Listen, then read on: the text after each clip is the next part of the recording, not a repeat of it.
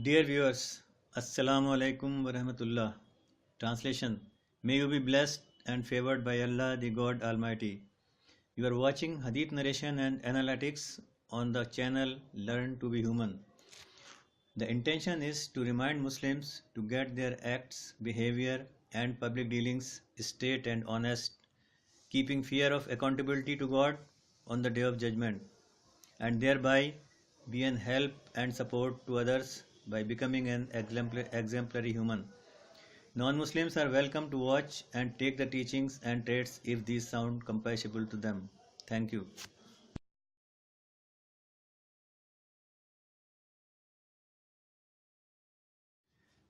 Become a better human. Second, when Allah wants to favor any human, thou enlightens him or her with the importance of monotheism.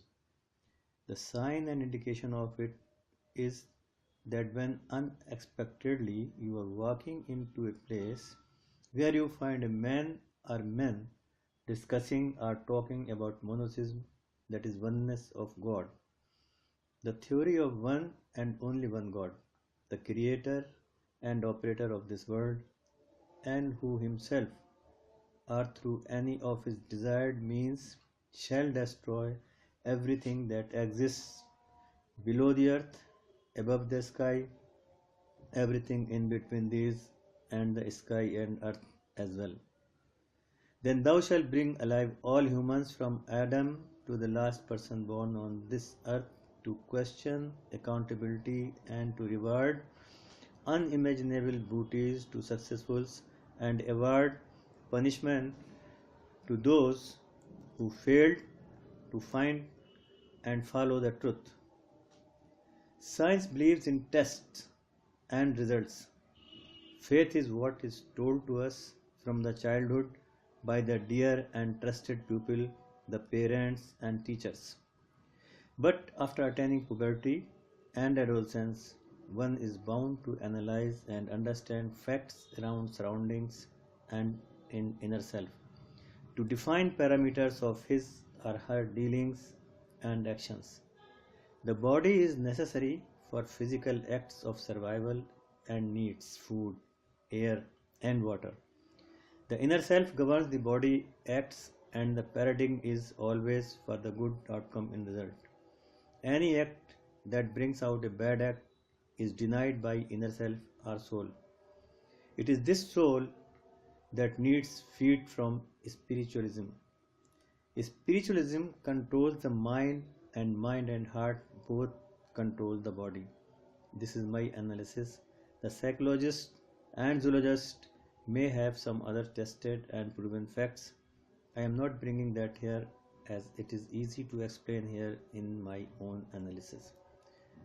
I happened to meet a person all by a chance.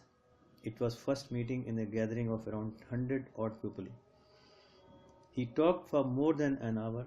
The bullet points that I remember I am putting here for the benefit of Muslims suffering from worldly anxieties and mishappenings. This is worth giving second thought to what we generally know about the self and inner self and what thou told it to be. The body is made of water, soil and air, and the body needs these three to survive, grow and sustain the basic characteristics of a human. The inner self or the soul is nature or God's verdict, something pure, serene and tranquil. It is like a light, clarity or shine of the light. This needs to be heavenly environment or pure serene sense, thought and action to survive, grow and sustain in its original form. The God has created this world as a test ground to judge the pupil. Why is known to thou, but we are fortunate to be human and must always thank God for that.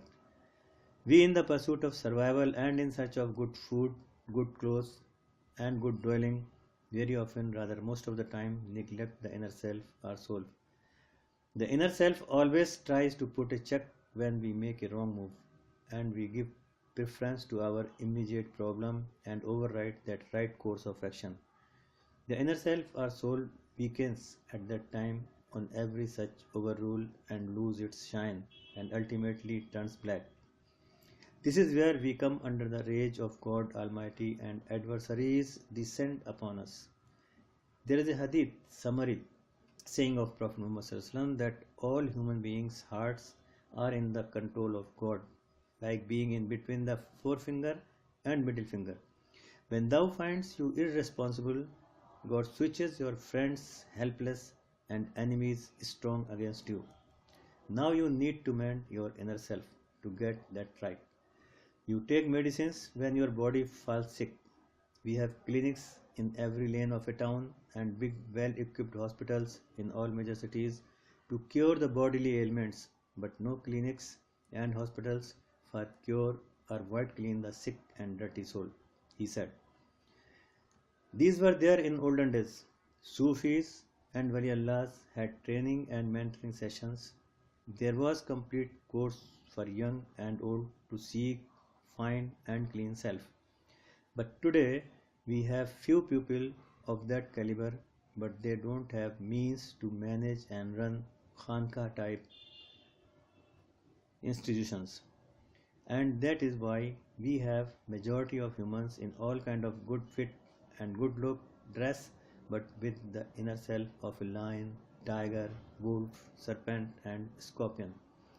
He cited one example of Sheikh Muhaddis Dehlvi that on one Friday, while going to Friday prayer to Jama Masjid Delhi, he covered his face with a large scarf that lay over his head as well as face. He could barely see the road to walk.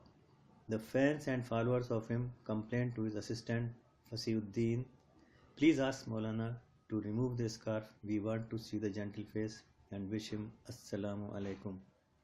Fasiuddin passed the request gently. The Maulana removed the scarf from his face and placed on the face of Fasiuddin. The very moment Fasiuddin fainted. When the passerby revived him by sprinkling water on his face and asked what happened Fasiuddin, the Fasiuddin replied, as the Maulana's scarf came on my eyes, I saw animals all around. There was no human from here to the top stairs of Jama Masjid. I got frightened and fainted. It was not magic, hypnotism or yoga, control of breath and posture by practice, but the clean natural inner self that can see the other's inner self as well and can transform that sense and seem to others like Fasiuddin with near clean inner self. This is the weakness of we humans. If we clean and cured occasionally, there would be more of animals than human. This is the weakness of we humans. If we are not cleaned and cured occasionally, there would be more of animals than humans inside. Today we are passing through worst phase of time. You can expect anything, worst rather good. Even parent, sibling and teacher-student relations have gone free and friendly. There is no respect-oriented shyness or caring for elders, learned and pious. Or there is no one